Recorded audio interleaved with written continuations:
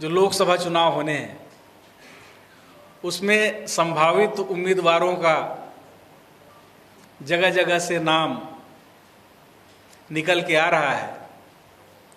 उसमें से सरगुजा से आप ही लोग समाचार पत्र के माध्यम से, आपके न्यूज़ चैनल के माध्यम से मेरा भी नाम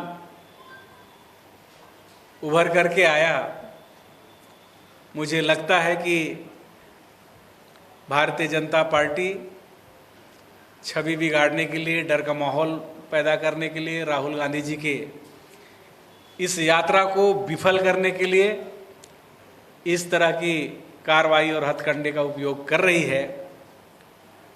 मैं सरकार से पूछना चाहता हूं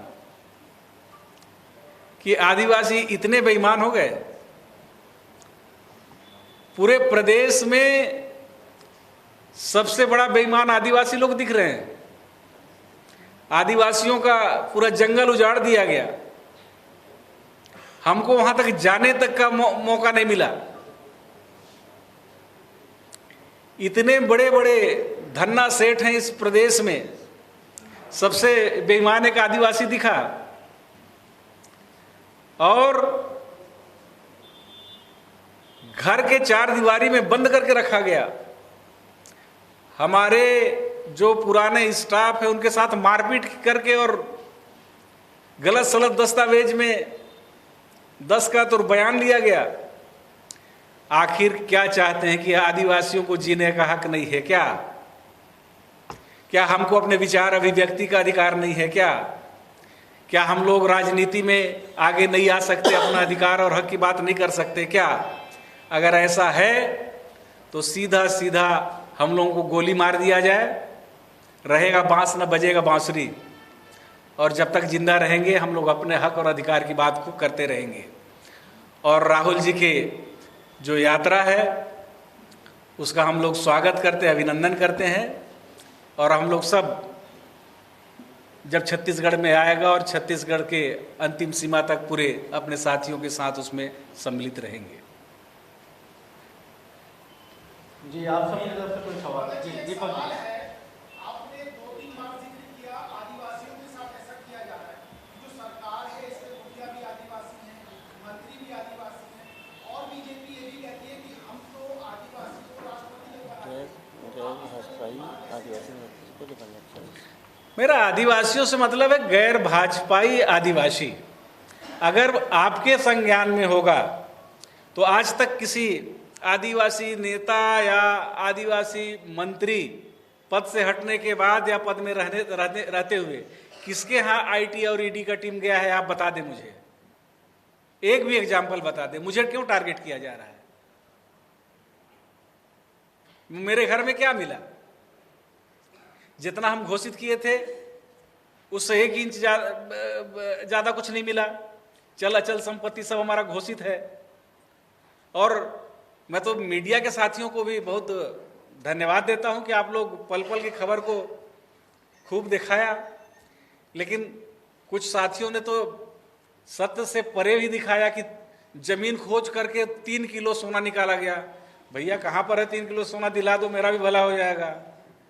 कुछ लोगों ने किसी कंपनी के साथ रिलेटेड करके बताया कि इस कंपनी में मेरा पैसा लगा है और हिस्सेदारी है, आप ही लोग दिला दो, मेरा भी गरीबी दूर हो जाएगा।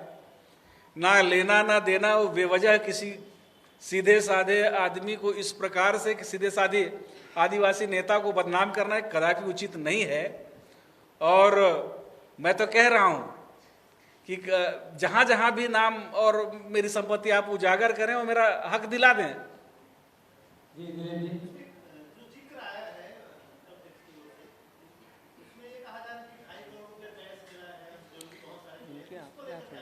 मेरे यहाँ नहीं मिला है। अब पूरे ग्रुप में कितना 250 की 200 गाड़ियों का टीम आया था पूरा छत्तीसगढ़ के लिए। इतना बड़ा भारी भरकम मशीनरी कहाँ कहाँ से क्या मिला उसको मैं क्या, मेरे यहाँ नहीं मिला है। अलग अलग कारोबारियों के यहाँ भी छापे पड़े, तो किनके यहाँ क्या मिला उसकी जवाब दीजिए।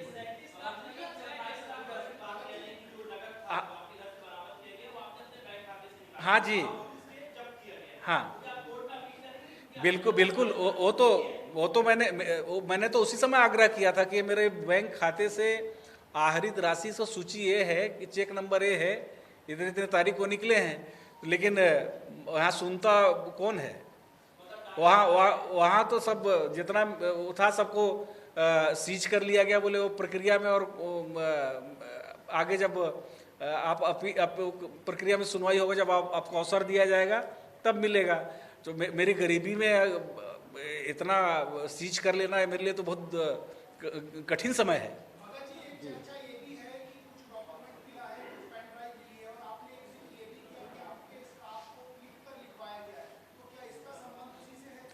सुनिए, वो तो कई जगह से कई प्रकार की खबर आ रही है। मेरे प्रेमाइसिस से अगर कोई चीज जब्त हुआ हो, सीज हुआ हो, बरामद हुआ हो, उसके लिए मैं जिम्मेदार हूँ। और पूरे मेरे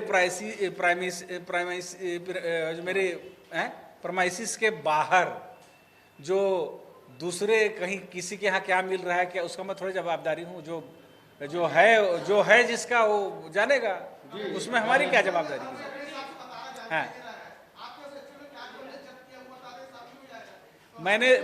मैंने जो विधानसभा चुनाव में घोषणा पत्र एफिडेविट दिया है, उसके अलावा एक रति भी एक्स्ट्रा कुछ नहीं निकला है।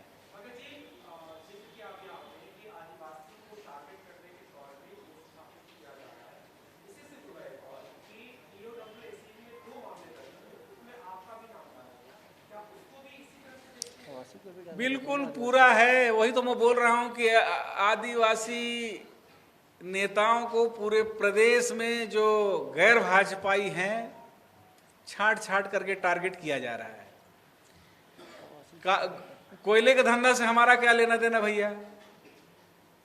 और आप बता रहे कि बीच में आया है कि उसमें भी आपको लपेटा गया है। अगर सरकार चाहे तो कौन बचेगा? किसी को भी कहीं भी लपेट करके उलझा करके और जेल भेज सकती है। उससे इसीलिए मैं बोल रहा हूं कि ये सब परपंच और झंझट से बचने के लिए जितने आदिवासी नेताओं को लाइन में खड़ा करके आप हम लोगों को गोली मार दीजिए। आपका कहीं से कोई आपके विरोध करने वाला रहेगा नहीं, आपका बात उठेगा नहीं। और अत्याचार और अमानवीयकृत करोगे तो विरोध तो होगा।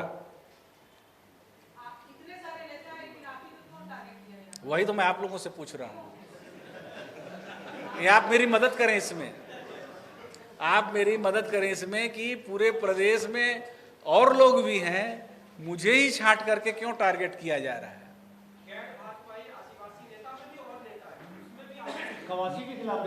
मैं ये भी बता रहा हूं कि जब चुनाव के परिणाम आए और हमारी पार्टी पिछड़ गई, उस समय आदिवासी मुख्यमंत्री का मुद्दा भी मैं नहीं उठाया था कि अगर भारतीय जनता पार्टी में आदिवासियों का इतना अगर प्रेम है, शुभचिंतक हैं, तो आदिवासी मुख्यमंत्री बनाए। वो बना दिए। वो बनने के बाद पता चला कि हम ही लोगों के खिलाफ कार्रवाई हो रहा है।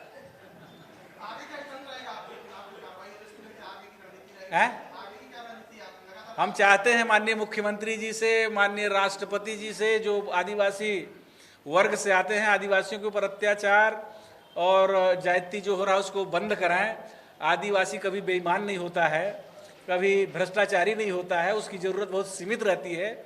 हमारी जो घोषणा किए हैं, जो चलाचल संपत्ति को, उसको जांच करा ले, देख ले कहाँ पर हम गलत हैं, तो हम कार्रवाई करें। बदले की भावना से किसी के ऊपर कार्रवाई नहीं होना चाहिए।